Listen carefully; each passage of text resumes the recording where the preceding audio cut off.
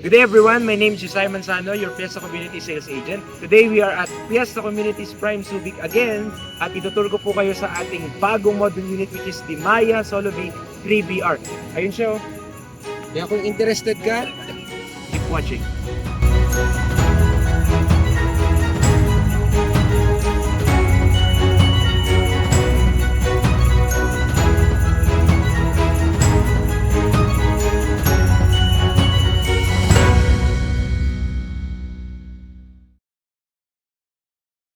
Good day everyone! We are here at our model unit Maya Solobi 3BR ng Fiesta Communities Prime Subic.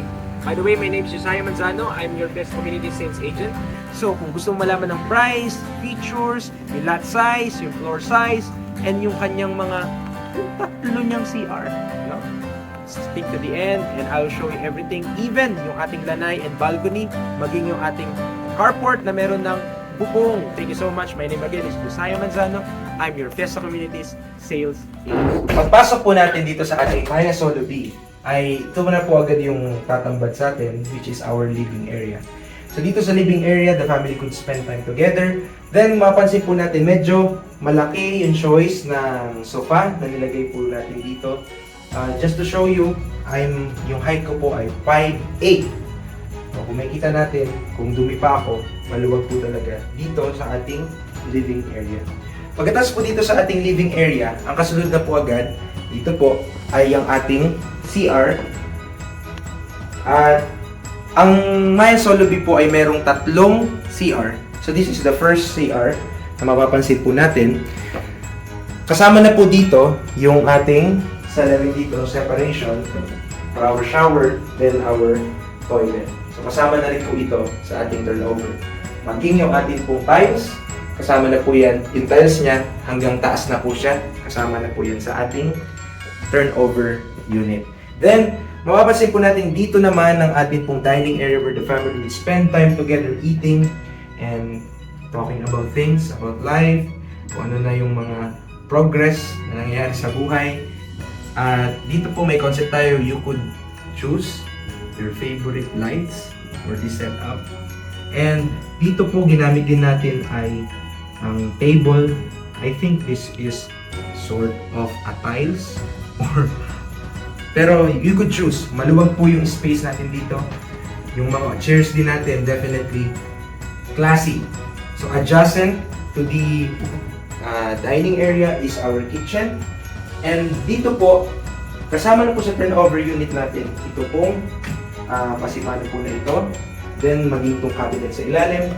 Ito po ay for concept sake, itong dalawang cabinet ito, saka ito ay hindi po kasama sa turnover. However, we choose to put that para makita ng mga if ever gustong mag-avail ng unit that they could put something like this dito sa taas. And also, ito pong para sa ating lutuan, pwede rin po dyan dito natin lalagay sa taas ito para yung usok niya, hihigupin niya. Then, ito po generally yung itsura niya. Maluwag po, even yung ating kitchen area. And dito po sa likod ng ating dining area ay ang ating pong lanay. So dito, pwede ka magkakape if ever gusto nyo po. Or meron na pa rin po siya. Mamaya papakita ko po sa labas na meron ng bubong doon sa labas. Okay. Ngayon po, ay dito po tayo sa ating stairs. Mapapansin po natin, nilagyan po natin ito ng cabinet. Nilagyan po natin ito ng cabinet. Then, ito po ay hindi kasama pero pinapakita lamang po that you could put a cabinet here para po yung space natin sa ilalim ng ating stairs ay hindi po masasayang.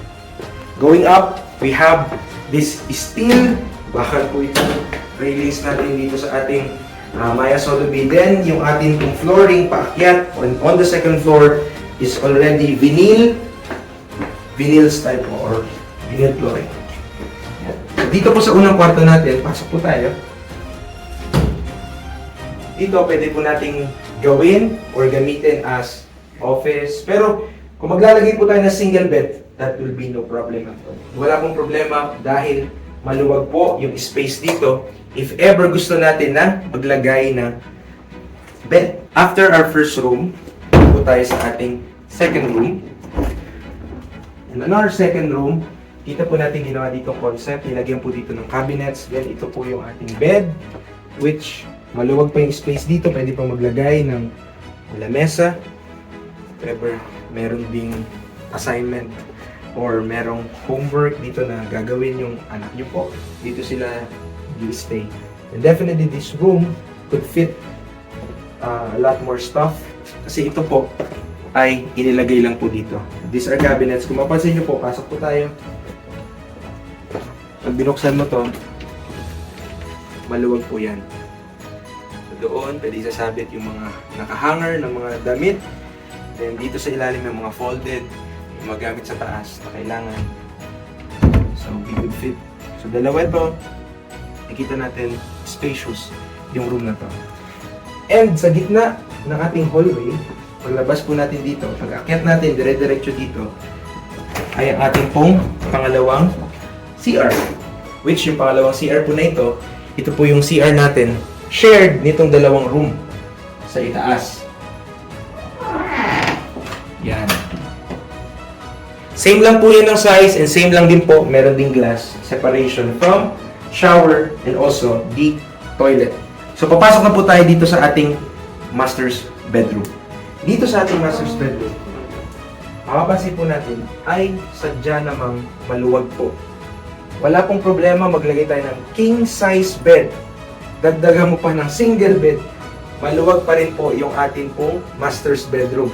At kung mapapansin nyo po dito, nilagyan lang po ito. Ito po yung mga space natin. Nilagyan dito ng shelf space, dito ng cabinet, dito ng yan. So maluwag po yan. Medyo malalim na to. So more than 12 inches yung ating pong width dito. And dito po banda ay yung ating pangatlong CR. So, pangatlong CR natin, same lang din po yan. Same lang din ng itsura, same lang din ng feature.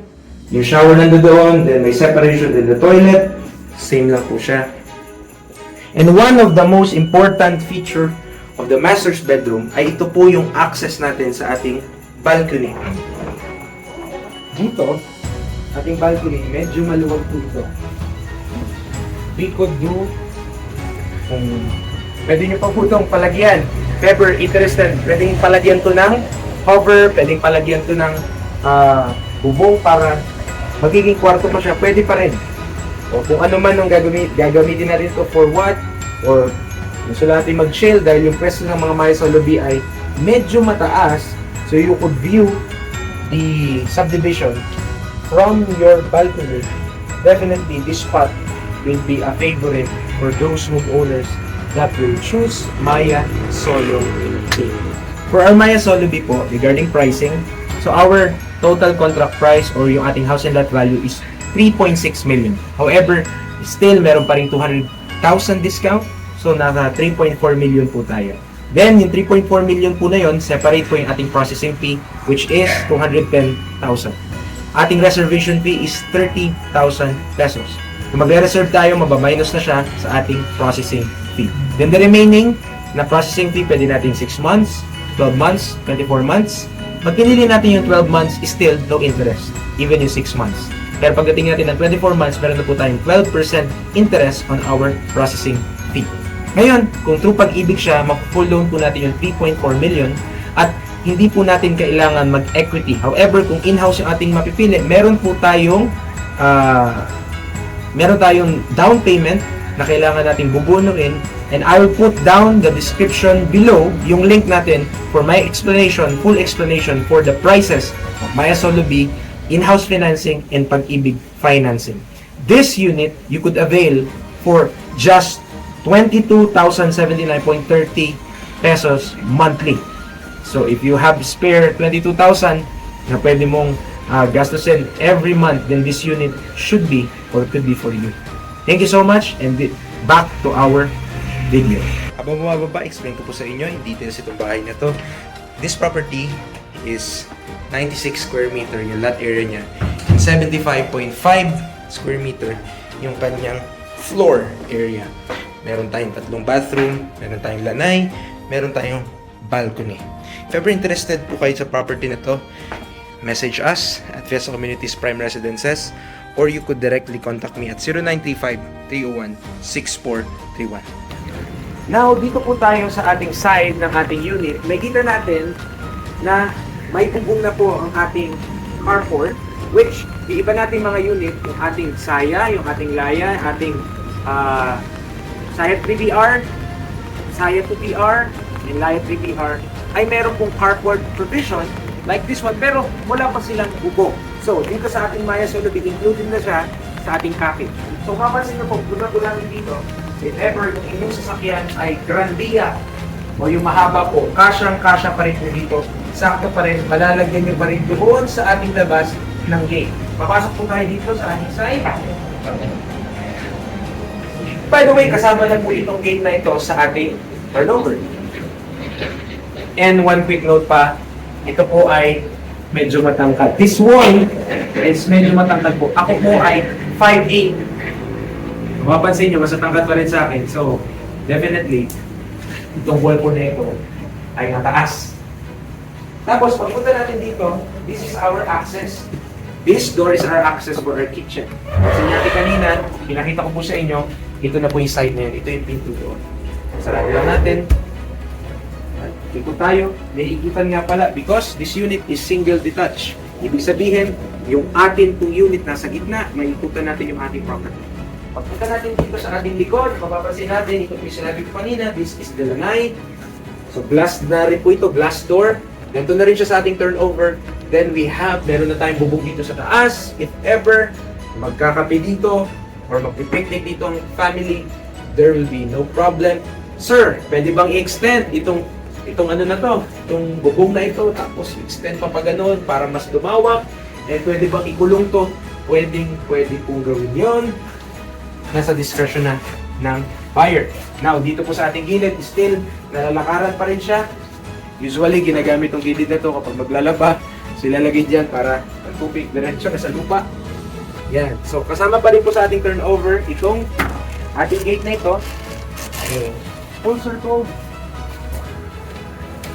Labas natin dito sa ating unit. So, this is our Maya Solobi 3R.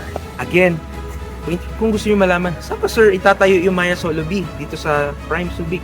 Ito po. So, nandito yung model unit natin, tama? Ito siya. So, ayun. Yun lang. Matatanaw natin doon. Kita natin, yung meron mga poste na doon at meron ng tinatawag structure. Yun po yung pwesto niya. Medyo paakyat siya, pero pag pinuntahan nyo, hindi po siya masyadong matarik. Hindi talaga siya matarik.